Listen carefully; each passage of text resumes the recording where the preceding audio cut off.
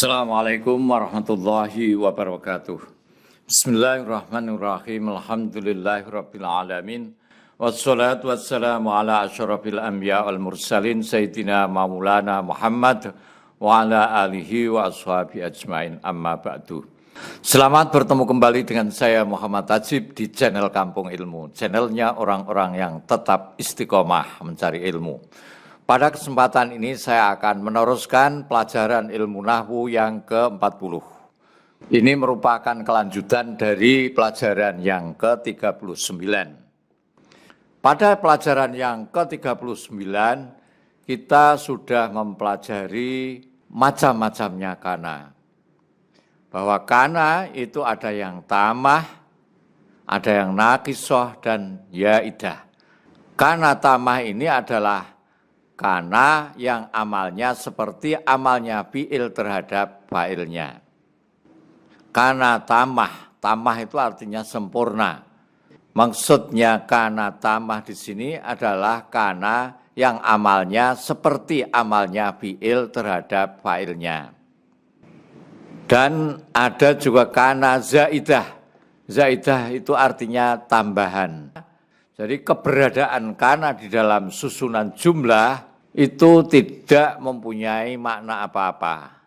Tidak beramal seperti kana tamah, juga tidak beramal seperti kana naqisoh, yaitu tarfa'ul isma wa tansibul khobar. Jadi keberadaannya itu tidak ada fungsinya kecuali hanya untuk mempercantik susunan kata-kata saja. Pertanyaannya, bagaimana kita bisa membedakan di dalam susunan jumlah itu antara kana tamah, kana naqisoh, dan kana zaidah? Cara membedakannya adalah dilihat dari kalimat sebelum dan sesudahnya. Jadi kita harus bisa merangkai kira-kira yang pas itu mana. Kita mengetahui yang pas seperti apa itu ya tentunya dengan melihat kalimat sebelumnya dan kalimat setelahnya. Yang kedua, tadkhulu kana wa akhwatuha alal mubtada wal khobar fatarfa'ul awal ay al mubtada. Di kana ini bisa masuk pada susunan mubtada dan khobar. Susunan mubtada dan khobar kalau sudah dimasuki kana, maka mubtada itu hukumnya rofa dan namanya itu tidak mubtada lagi tapi isim kana. Sedangkan khobarnya mubtada tadi itu disebut khobar kana, bukan khobarnya mubtada. Nah, hukum khobar kana ini adalah nasab. Kalau khobarnya mubtada hukumnya rofa. Tapi kalau khobarnya kana hukumnya adalah nasab. Ya, ini yang sudah kita pelajari yang kedua. Yang ketiga, kana itu mempunyai saudara, jumlahnya itu ada 13 berupa fi'il, yaitu kana, amsa, asbaka, adkhadolla, bata, soro, laisa, mazala, manfaka, mafati'a, mabarika, madama. Nah, seperti tadi saya sampaikan bahwa kana itu ada kana yang tamah dan ada yang nakis. Nah, kana yang tamah dan nakis itu maknanya sedikit berbeda. Kana maknanya ada kalau tam, kalau nakis itu bisa berarti jadi, menjadi, atau ada. Asbaha itu masuk waktu pagi, tapi kalau menjadi kana nakis artinya menjadi begitu saja. Amsa sore, kalau nakis menjadi. Nah, yang beramal itu adalah kana yang nakis ini, dan yang beramal tarfaul mubtada wa tansibul khobar atau tarfaul isma tansibul khobar itu adalah kana yang nakis. Kalau kananya itu berupa kana tam, maksudnya kana dan saudara-saudaranya itu berupa tam, maka itu amalnya seperti amalnya fi'il terhadap fa'ilnya. Dibaca sendiri itu. Nah, sekarang kita lanjutkan. Kita lebih detailkan lagi. Kana tarfaul mubtada wa tansibul khobar. Kana itu merafakkan mubtada dan menasabkan khobar. Sudah. Nah, jadi kesimpulannya isim kana hukumnya itu rafa. Lah rafa itu tandanya 1 dhammah, 2 wawu, 3 alif. Sebetulnya tanda rafa itu ada 4 nun, tapi nun itu kan untuk fi'il, untuk af'alul khamsah. Padahal mubtada itu berupa isim. Lah dhammah itu ada 2, ada dhammah zahirah dan ada dhammah muqaddarah. Dhammah zahirah itu dhammah yang tampak di akhir kalimat. Jadi ketok iso diucapke. Sedangkan dhammah muqaddarah itu adalah dhammah yang tidak tampak dan tidak bisa diucapkan. Ya, ini hanya sebutan, pokoknya di akhir ini ada dhammah yang tidak tampak, begitu saja. Isimnya kana itu hukumnya rofa, tandanya dhammah. Nah, dhammah itu ada 2, dhahirah dan muqaddarah. Kalau isimnya kana berupa isim mufrad, jamak muannats salim, jamak taksir, maka tandanya itu dhammah dhahirah. Sekali lagi, kalau isimnya kana itu berupa isim mufrad, jamak muannats salim, jamak taksir, maka tanda rofaknya itu menggunakan dhammah dhahirah, dhammah yang tampak, cetha, bisa diucapkan dan bisa dilihat. Contoh, kanal jawu sofwan, kana ana apa al jawu udara itu sofwan bersih. Al jawu ini adalah isim mufrad, posisinya sebagai isimnya kana. Nah, kalau ada isim mufrad yang menjadi isimnya kana, maka hukumnya rofa, tanda rofanya adalah dhammah. Di sini dhammahnya dhammah dhahirah. Mengapa disebut dhahirah? Karena kelihatan dan bisa diucapkan. Al-jawu itu kan bisa diucapkan dan bisa dilihat.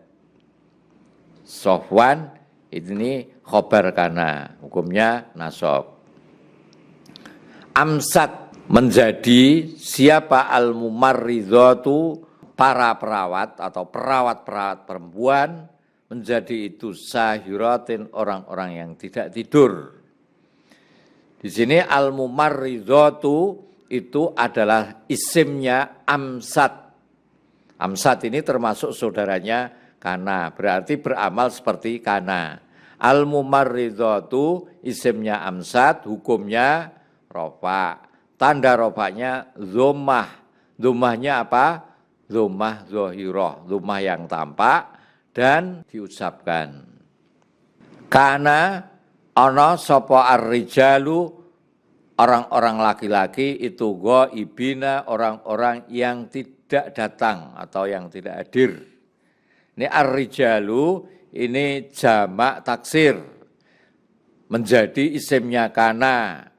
Dan isimnya kana ini hukumnya rofa, tanda rofanya pakai dhammah karena berupa jamak taksir. Dhammahnya dhammah dhahirah, dhammah yang nampak karena kelihatan dhammahnya dan bisa diucapkan. Yang kedua, dhammah itu ada dhammah muqaddarah. Dhammah muqaddarah itu bertempat di isim maksur dan isim mangkus. Isim maksur dan isim mangkus ini sebetulnya sudah pernah kita bahas sudah lama, yaitu pada saat kita membahas bab i'rab. Kalau isim maksur itu isim yang akhirnya itu berupa alif lazimah dan sebelumnya itu ada fathahnya. Sedangkan isim mangkus itu adalah isim yang huruf akhirnya itu berupa ya dan sebelum ya itu ada kasrohnya dan ya-nya itu tidak ditasdidi.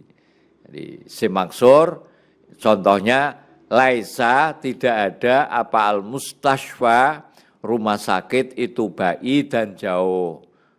Nah, ini al-mustashfa ini menjadi isimnya laisa. Laisa termasuk saudaranya kana. Berarti al-mustashfa ini menjadi isim kana. Isim kana kan dibaca rofa hukumnya. Lah rofaknya mana? Lah tanda rofaknya apa? tanda rofa'nya berupa dhammah muqaddarah. Dhammah yang diperkirakan ada di atas alif bengkong ini. Kenapa tidak ditampakkan? Ya karena alif itu tidak menerima harokat. Jadi az-dhammatu muqaddaratun bisababit ta'adzur. Jadi dhammah ini tidak ditampakkan atau hanya dikira-kirakan saja dikarenakan ada uzur. Yang contoh isim mangkus ini asbaha menjadi siapa al-qadhi, Pak Hakim, jadi itu fil mahkamati di pengadilan. Nah ini al-qadhi itu menjadi isimnya asbaha. Asbaha menjadi saudaranya kana. Berarti al-qadhi ini hukumnya rofa karena sebagai isimnya asbaha.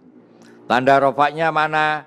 Tanda rofaknya tidak kelihatan atau muqaddarah berupa dhammah yang muqaddarah yang diperkirakan saja di atas ya ini. Tapi karena ya itu kalau diberi harokat dhammah berat maka tidak diberi harokat dhammah tapi dimatikan. Jadi asalnya al-qadhiyu menjadi al-qadhi. Itu ad-dhammah muqaddaratun bisababis siqal.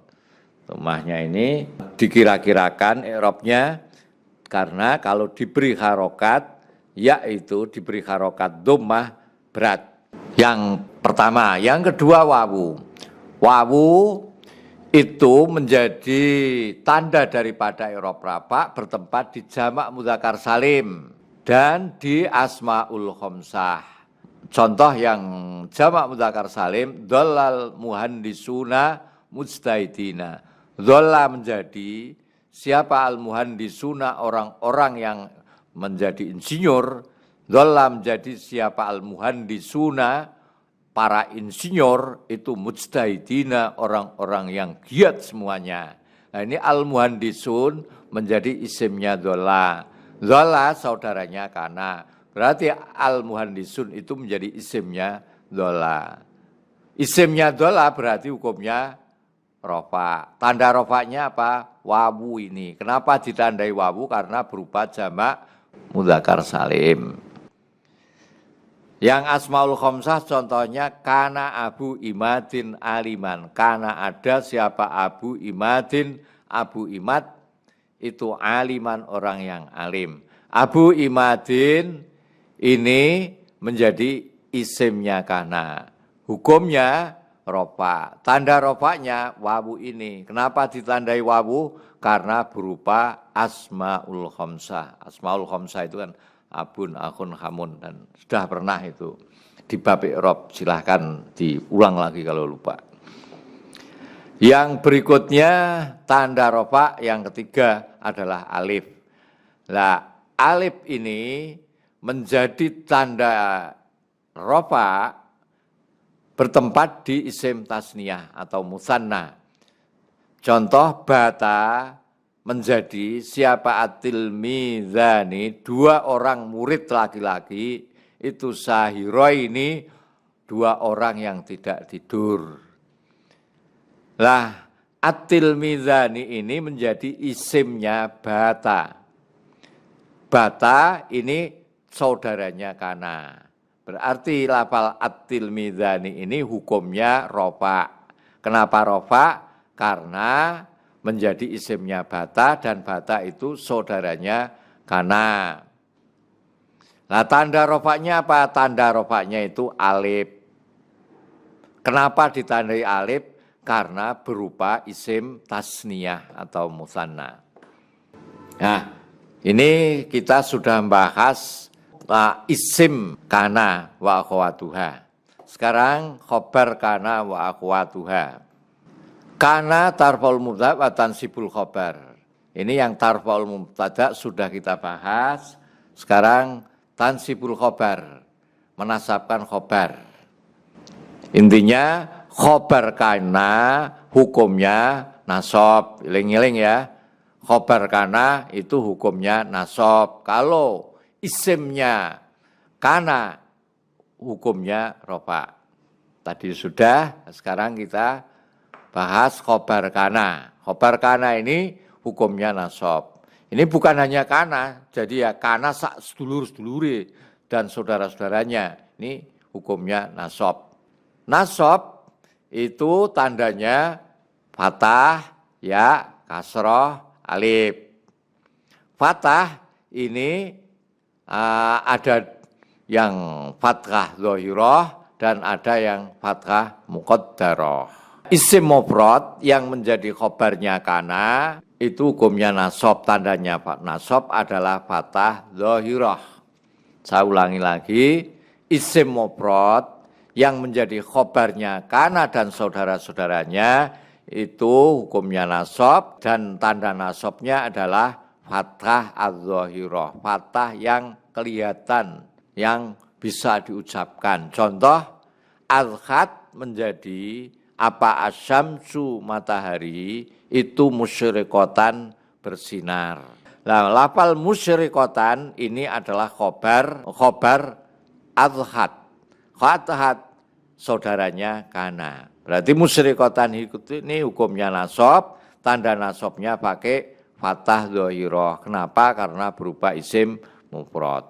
Yang kedua, jamak taksir. Jamak taksir ini kalau menjadi khobarnya kana dan saudara-saudaranya maka hukumnya nasab. Tanda nasabnya adalah fathah zahirah, fathah yang kelihatan dan bisa diucapkan. Contohnya, zolla menjadi siapa al-junudu para tentara, jundun tentara, junudun banyak tentara, tentara-tentara menjadi itu aqwiya'a orang-orang yang kuat. Ini khobarnya zolla aqwiya. Aqwiya itu jamak taksir dari qawiyun orang yang kuat, aqwiya'a orang-orang yang kuat. Itu dulu ya sudah kita bicarakan tentang jamak taksir. Nah, aqwiya'a ini menjadi khobarnya zolla. Hukumnya nasab. Tanda nasabnya adalah fathah zahirah. Kenapa ditandai fathah zahirah? Karena berupa jamak taksir. Yang ketiga, isim mangkus. Isim mangkus itu kalau menjadi khobarnya kana dan saudara-saudara hukumnya nasab. Tanda nasabnya apa?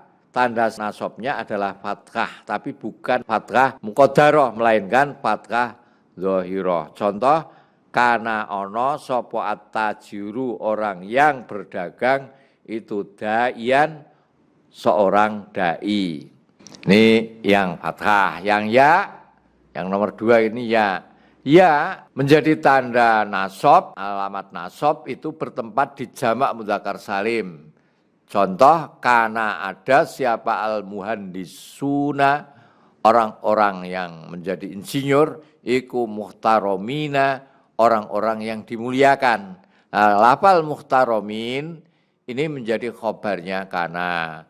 Karena menjadi khobarnya kana, maka hukumnya nasab. Tanda nasabnya apa? Ya. Kenapa ditandai ya? Karena berupa jamak mudzakkar salim. Yang kedua, ya ini menjadi tanda nasab bertempat di isim tasniyah atau musanna. Contoh, amsa menjadi siapa Allah ibani 2 orang laki-laki yang bermain itu nasyito ini giat kedua-duanya. Nasyito ini kedudukannya sebagai khobarnya kana. Khobarnya kana hukumnya nasab. Tanda nasabnya pakai ya. Kenapa? Karena berupa musanna atau isim tasniyah. Selanjutnya kasroh. Kasroh itu menjadi tanda nasab bertempat di jamak mu'anats salim. Contoh, asbahat al-mumarridatu nasyitotin. Asbahat menjadi siapa al-mumarridatu para perawat perempuan itu nasyitotin orang-orang yang giat, orang-orang yang giat. Nah, nasyitotin ini sebagai khobarnya asbahat. Asbahat termasuk saudaranya kana. Berarti ini hukumnya adalah nasab. Tanda nasabnya apa? Tanda nasabnya kasroh. Dan yang keempat, alif. Alif ini menjadi tanda i'rab nasab bertempat di asmaul khamsah. Asmaul khamsah, abun, akhun, amun, nah itu ya. Contoh kana abu imadin zamalin. Kana ada siapa abu imadin, abu imad, itu zamalin orang yang mempunyai harta. Lah, zamalin ini menjadi khobarnya kana. Berarti hukumnya nasab, ya betul nasab. Tanda nasabnya apa? Tanda nasabnya adalah alif ini. Kenapa ditandai nasab? Karena berupa asmaul khamsah. Jadi kalau ada asmaul khamsah menjadi khobarnya kana, maka harus dinasabkan. Dan nasabnya itu tandanya pakai alif. Saya kira sampai di sini dulu. Assalamualaikum warahmatullahi wabarakatuh. Muhammad Tajib.